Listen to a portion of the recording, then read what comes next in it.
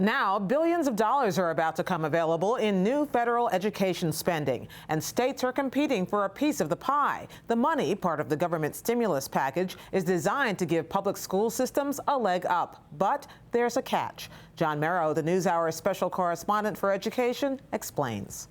President Obama visited a school in Falls Church, Virginia today to promote his major education initiative known as Race to the Top. The program offers a shot at new funding, but the president was quick to remind the states that not all of them would win the money. And it's the competitive nature of this initiative that we believe helps make it so effective. We laid out a few key criteria and said if you meet these tests, we'll reward you by helping you reform your schools. Most states have accepted the challenge. Representatives flocked to workshops held in December, eager to learn the rules of a competition that offers a share of $4.35 billion. Most of the Department of Education's funding is formulaic funding. It's funding that Congress gives the department, and we have to give it out on a formula basis. So that's kind of the big... Joanne Weiss is the director of the Race to the Top. This program is a competitive program. The states that win Race to the Top, we're hoping that what they do is show the way to the rest of the country for what could and should happen out there. Why should Colorado win? Well, because I think we'll have the best plan. I think that if California were being judged based on its growth since July, we would certainly get extra points. Oh, we believe Louisiana is one of the top candidates for this. I mean, we have such exciting reform going on in Louisiana. So you set these criteria. States will be judged on how ready, willing, and able they are to enact 4 core areas of reform laid out by Secretary of Education Arne Duncan. Standards that are on par with those of other nations. Better data so that states can keep track of student growth. Putting the best teachers in the worst schools. That means tying teacher pay to student performance.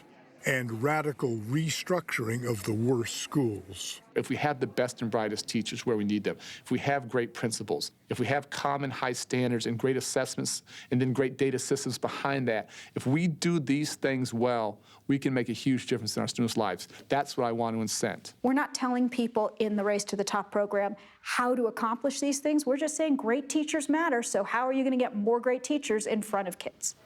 The application process is complicated. For example, the federal government wants teacher pay tied to student performance. In 3 states, that requires changing a law. In fact, some states are changing laws and policies just to be more competitive. Here's another challenge. Washington wants proof that a state plan has local support. Easier said than done. Many local districts and teacher unions do not welcome either federal or state intervention. Colorado's a very big state. I have been to every corner. In Colorado, Lieutenant Governor Barbara O'Brien is leading the Race to the Top team. We are a local control state, so you can't just mandate. You have to persuade other districts that they want to be involved. It's our pleasure. We're only given 60 days to do this, so the outreach to 178 school districts to explain why we hope they will want to participate is just for us a very labor-intensive effort. Do most people at least know what Race to the Top refers to? O'Brien has met with students, principals, superintendents, politicians, Please let us know how we can help. union representatives and teachers, seeking buy-in for the state's plan, which includes new ways to evaluate teachers based on student performance data. There are also standards that they say can be measured. Some, like these teachers in rural Pueblo, remain skeptical. I understand it better than I did before today, but there are some definite concerns for me still. Making performance pay or alternative compensation strictly tied to test scores such a big part of that is a concern. It's a huge concern. But remember, Pepito. For teachers in Maryland, performance pay was just one of a number of stumbling blocks. Their union is also resisting efforts to rewrite a law that allows for tenure in just 2 years. This law could jeopardize Maryland's chances of winning. We're a union state in Maryland, and so the tenure law is, it is a law. It's not a regulation, and so there needs to be a lot of buy-in from a lot of folks to change a tenure law. The following is an NBC. Some see the race to the top as a continuation of the No Child Left Behind law and are critical of federal involvement in local education.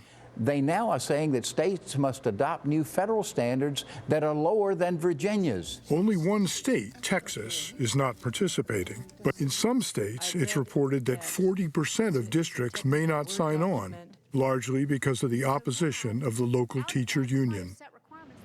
Despite pushback, many states like California have made changes. We want to be ready when they ask for these applications. After a long battle in the legislature, California reworked its state law that prohibited using student performance data to evaluate teachers. There's other states that are already out there, they've filled out the application, they're already competing for this money, so we want to be out there and be competitive.